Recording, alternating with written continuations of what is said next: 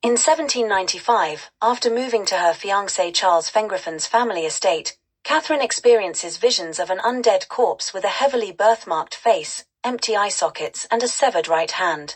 On her wedding night, she is attacked and raped by an evil spirit in her bedroom at Fengrafen House. Later, she is disturbed to encounter Silas, a woodsman who lives in a nearby lodge and has a birthmark identical to the corpse's. Charles and others are reluctant to tell her anything about Silas, and those who try to answer her questions are killed in bizarre circumstances. Maitland, Charles' solicitor, is hacked to death with an axe.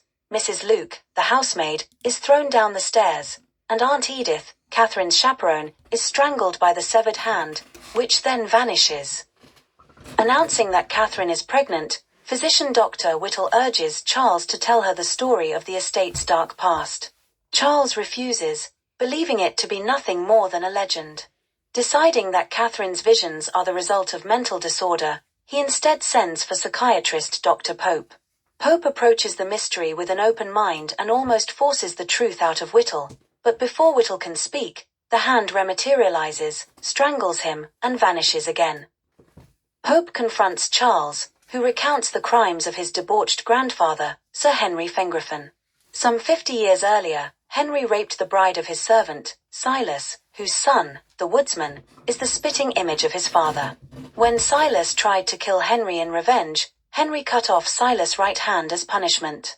Silas cursed the Fengrafens, vowing that the next virgin bride to enter Fengrafen House would be raped and her child tainted, and anyone trying to warn her would die.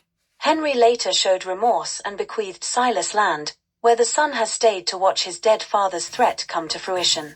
As Charles' mother was a widow before she married Charles' father, Catherine is the first virgin bride to arrive at the estate since the curse was placed.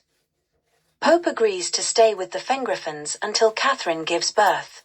When she goes into labor, he sedates her and delivers the baby, whose appearance leaves Charles aghast. Charles heads to Silas' lodge and shoots the woodsman in the face with a pair of pistols.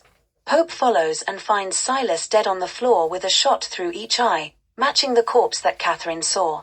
Charles then sets about smashing open Henry's grave and destroying his remains, beating Pope away when the doctor tries to stop him.